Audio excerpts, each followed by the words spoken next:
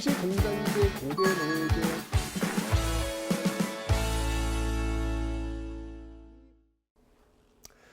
네, 안녕하세요 여러분들. 역사는 최태성 네, 에네르기 빠 네. 여러분들 어떻게 지금 진도 잘 나가고 계십니까? 네, 어제 진도 목표만큼 못 나가서 후회하시나요? 후회는 비겁한 변명입니다. 그런 말이 있더라고요. 후회와 반성이 있는데 좀 다른 개념이랍니다. 반성은 이성적 성찰인 반면에 후회는 감정적 집착이랍니다. 또 나름 생각해 보니까 또 맞는 말 같아요. 뭔가 이 후회한다는 것은 나에게도 또 남에게도 약간 좀 구질구질한 모습으로 다가오지 않나라는 생각이 듭니다. 후회할 시간이 있다면 여러분들 지금 일에 더 집중하시고요. 앞으로 나아갈 일에 고민하셨으면 좋겠습니다. 그 감정적 집착에 너무 빠져 있지 마시기 바랍니다. 그 시간에 공부합시다.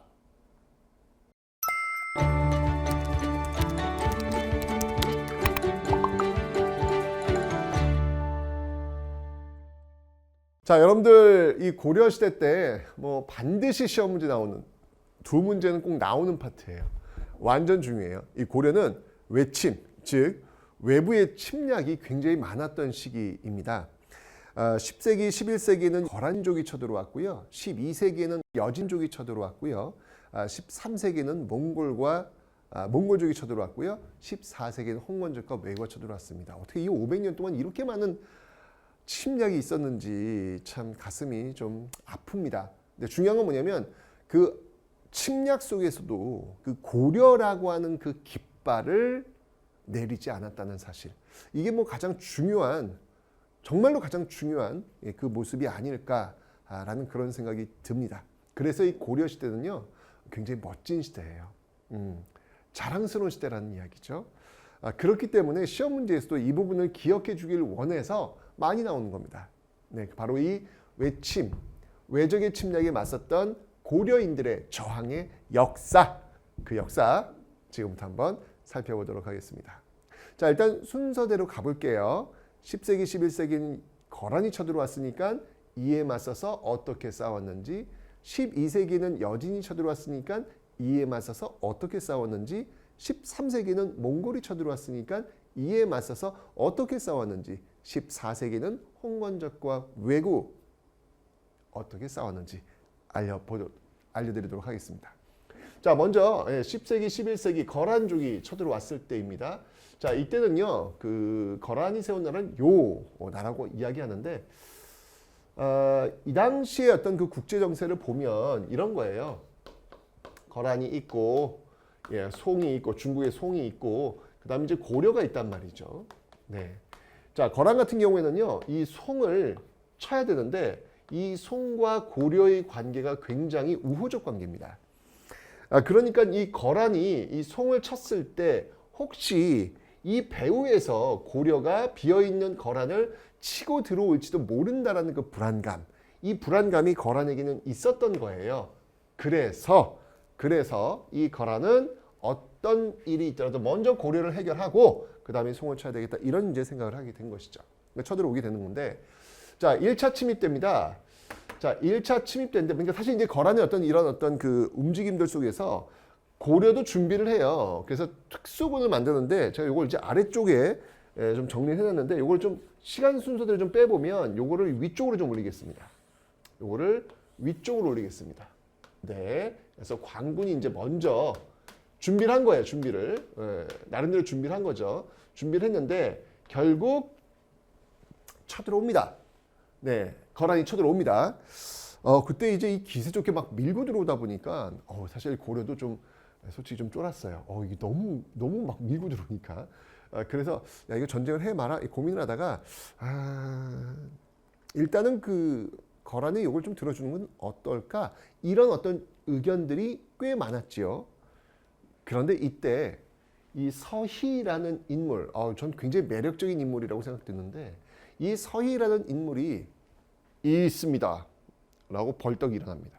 그리고 이렇게 이야기를 해요. 뭐라고 이야기를 하냐면 만약 여기서 거란과 싸워보지도 않고 우리가 거란의 요구를 들어준다면 우리가 역사에 어떻게 기록되겠느냐라는 이야기를 해요.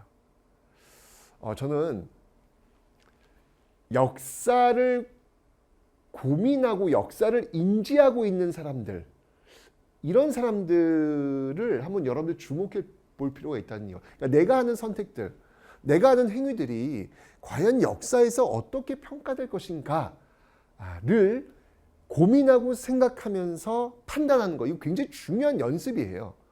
몸에 배어 있어야 되거든요. 특히 정치인들. 그냥 그 모략과 그저 그 누군가를 때려가지고 얻게 되는 어떤 정략 이런 것들에만 몰입되어서는 좋은 정치인이 될 수 없는 것이죠. 왜? 그 사람은 역사에서 자신이 어떻게 평가될 건지에 대한 인지가 없기 때문에 그런 거예요. 그러니까 여러분들은 그런 정치인들, 역사 앞에서 서 있는 정치인들을 자꾸 만드셔야 되는 거예요.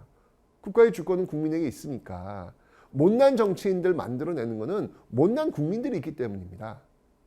그렇기 때문에 좋은 정치인들을 많이 만들어내는 데 관심을 우리가 가질 필요가 있는 거예요. 사람을 뽑으려고 하는데 어떻게 뽑을 사람이 이렇게 없냐? 그거는요.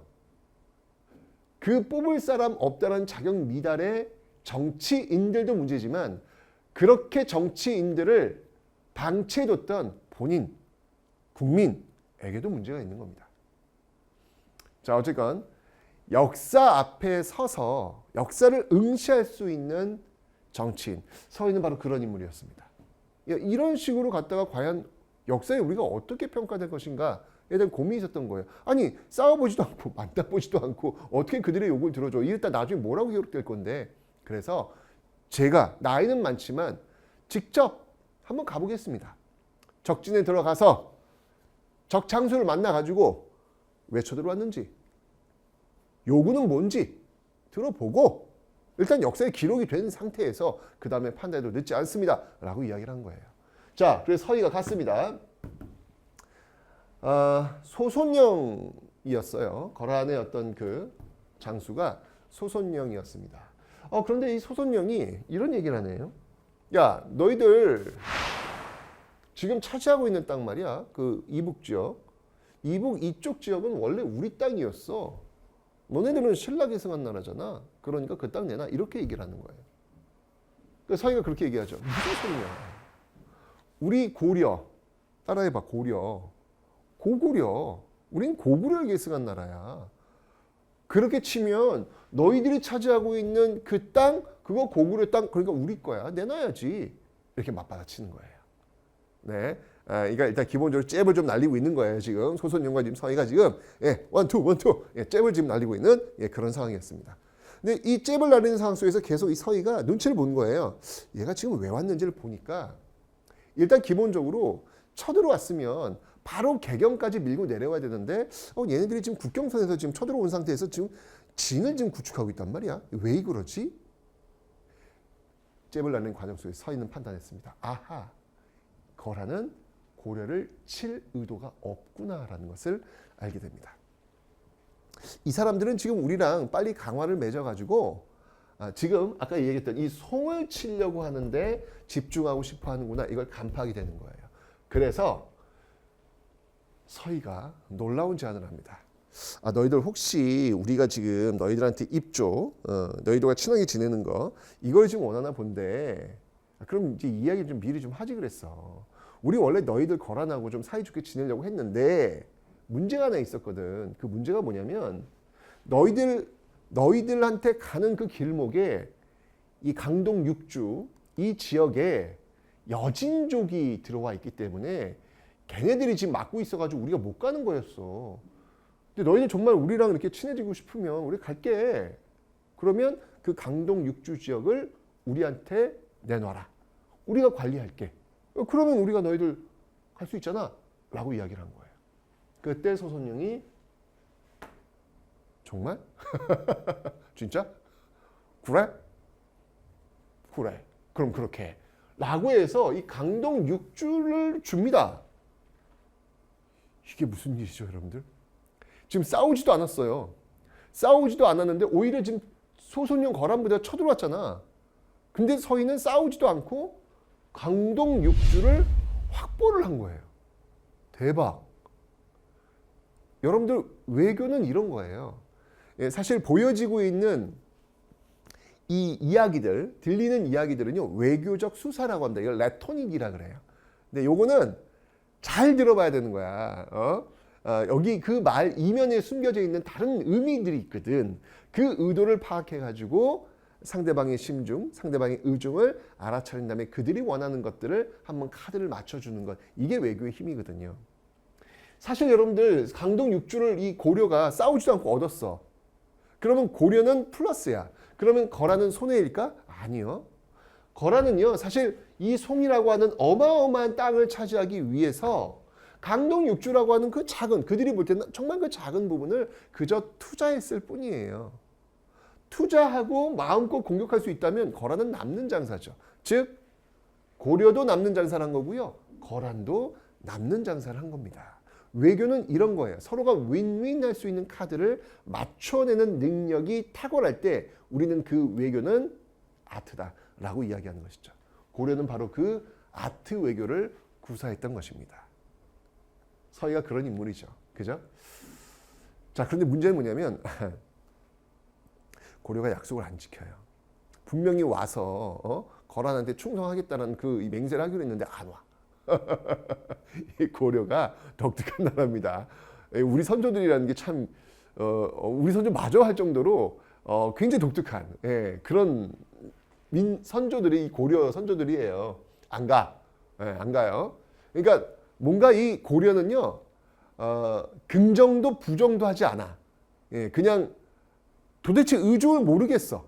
도대체 고려라는 애는 뭐야? 얘네는 어느 편이야? 이 편도 저 편도 뭐 명확하게 뭘 보여주질 않아. 늘 이런 식이야. 그게 고려 외교의 힘인 것 같아요. 자, 이러니까 열받은 거야, 거란이. 아니, 이것들이 약속을 강동 6주 땅까지 줬는데 이게 약속을 안 지키네? 라고 해서 쳐들어옵니다. 그 명분은 강조의 편. 강조의 편. 그러니까 이건 뭐냐면 일종의 쿠데타거든요, 쿠데타. 쿠데타가 벌어졌으니 우리가 그걸 정리하겠다라는 명분으로 다시 거래에 쳐들어온 거예요. 이때가 어느 왕 때냐면 이때 서희가 활약할 때는 이때 왕이 누구냐면 성종이에요. 성종. 놀랍게도 성종입니다. 여러분 성종 알죠? 최승로의 시무 28조. 네, 바로 그 성종. 외관을 파견 나서서 지방간 파견. 그 성종이 바로 성종 때 바로 서희가 활약을 했던 것이고 이때 강조의 변 때는요. 이게 이제 현종 원년이에요. 현종 원년입니다. 네, 현종 원년인데 이 강조의 변을 계기로 해서 이 거래에 쳐들어온 거예요. 이때 진짜 뭐 이 현종이 나주까지 이 피난을 갈 정도로 아주 급박한 상황이 벌어졌습니다. 나주가 어디야? 전라남도 나주 아닙니까? 그죠? 엄청난 급박한 상황까지 지금 벌어지고 있는 것. 근데 그때 이제 양규라는 인물이 잘 막아내서 위기를 모면합니다. 이제 그때도 이제 알았어, 너 왕, 현종이 갈 테니까 좀 기다리고 있어. 그냥 이번엔 그냥 가자. 라고 해가지고 일단 2차 거란 침입이 마무리가 되었죠. 그런데 현종이 안 가. 열받은 거야. 다시 또 쳐들어옵니다. 이게 3차 침입이에요. 이것도 역시 현종 때입니다. 현종 때입니다. 10년 정도 지나서예요. 자, 이 고려가 참 무서운 게 이 뜻을 몰라. 의중을 몰라. 그리고 충성맹세 하겠대. 근데 오질 않아. 약속을 자꾸 안 지켜. 하지만 고려는 여러분들 힘이 있어요. 제가 그 앞에서 그 장수왕 외교할 때도 마찬가지지만 장수왕 고구려 힘이 있음에도 불구하고 조공 외교를 정말 많이 했다. 굴욕적이다? 아니. 힘이 있어요. 고구려는 결정적 순간에 공격할 수 있는 그 힘을 가진 상태에서 굳이 힘을 낭비할 필요가 없겠다는 판단 속에서 조공이라고 하는 방법들을 취하면서 평화를 유지했다는 이야기죠. 고려도 마찬가지예요. 굳이 싸우지 않아도 외교를 통해서 강동 6주도 얻고 외적도 물리칠 수 있는데 굳이 하지만 힘이 있어요. 힘이 없는 상태에서 여러분들 외교력은 나오지 않아요. 힘이 있어야 되거든요. 결국 3차 침입 때는요. 전면전으로 맞서게 됩니다. 그때 활약했던 인물이 누구냐면 바로 강감찬이라는 인물이 되겠습니다. 왜 낙성대 그 서울의 그 낙성대 입구역 지하철역사가 있습니다. 이거 이제 강감찬과 이제 관련된 그런 거죠. 큰 별이 떨어진 곳. 예? 예. 그래서 강감찬과 관련된 그런 곳이기도 합니다. 이 강감찬이 그 강동 6주 중 하나였던 귀주. 이 귀주에서 대승을 거두게 됩니다. 그러면서 동부가 거란과 송과 고려의 이 삼각축, 이 축을 균형 있게 잡아주는 역할을 이 고려가 하게 되더라라는 것이죠. 아, 정말 이 거란이라고 하는 엄청난 대국 또 송과의 어떤 대국 이 관계 속에서 정말 어떻게 보면 고려는 작잖아요. 작지만 외교력을 통해서 그리고 마지막에 그 힘을 통해서 고려를 지켜내고 있는 것 여러분들 굉장히 일관성이 있어요. 이 모습대로 계속해서 고려는 갈 겁니다. 자, 그리고 이 거란이 쳐들어온 과정 속에서 이 고려인들은 어떻게 이들을 막아낼 것이냐 이후에요. 초조대장경이라는 것을 간행합니다. 처음 초자예요. 처음으로 만든 대장경이라는 의미가 되겠습니다. 이 초조대장경은요, 나중에 몽골에 의해서 불타게 되죠. 몽골 침입 때 이제 불타게 됩니다. 그래서 이 몽골 침입 때 다시 만들자라고 해가지고 만든 게 제조대장경이 만들어지는 거예요. 다시 만들었다는 얘기죠. 요게 이제 우리가 잘 알고 있는 팔만대장경이 되는 겁니다. 우리가 잘 알고 있는 행사에 있는 팔만대장경이 되는 겁니다. 어쨌건 이런 초조대장경은 거란 침략 과정 속에서 만들어냈고요. 그 다음에 이제 이 거란족, 이 외부 이민족을 막기 위해서 천리장성을 축조하게 됩니다. 제가 이건 오도 양계하면서 북계 이쪽에 이 천리장성이 만들어졌다는 이야기를 제가 설명을 드렸습니다. 그리고 이 개성 주변에는요, 나성을 축조해가지고 다시 한번 또 개성을 방어할 수 있는 그런 준비를 갖추게 되는 모습들. 이게 모두 거란 침략 과정 속에서 나타난 모습들, 결과물들이다라는 것을 기억해 놓으시면 되겠습니다. 정말 외교도 있고 힘도 있는 이 고려의 모습들. 이건 전 고구려의 장수왕 때 보여진 그 전통이다라는 생각이 드네요. 장수왕도 이 양다리 외교 하면서 결국 힘을 또 보여주지 않습니까? 그 모습과 참 유사한 모습이 아니었을까라는 생각이 드네요. 여기도 양다리 외교잖아. 고려도 지금 이 거란과 송의 양다리 외교를 딱 펼치면서, 그러니까 어쩔 수 없이 그들에 비해서 상대적으로 힘이 좀 열세인 듯하면 이 모습으로 가는 거예요. 이쪽에 붙는 것도 저쪽에 붙는 것도 아닌 뭔가 어떤 자신만의 스탠스를 유지하면서 이득을 취할 수 있는 것들은 다 취하는, 이게 바로 고도의 외교, 아트 외교라는 것이죠. 고려는 이걸 정말 잘합니다. 지금도 여러분들 우리는 주변 열강이 뭐 러시아, 중국, 미국, 일본 이 세계 리더 국가라는 나라들에 둘러싸여 있잖아요. 그죠? 고려의 외교를 우리가 주도 면밀하게 좀 살펴볼 필요가 있겠다라는 생각이 드네요.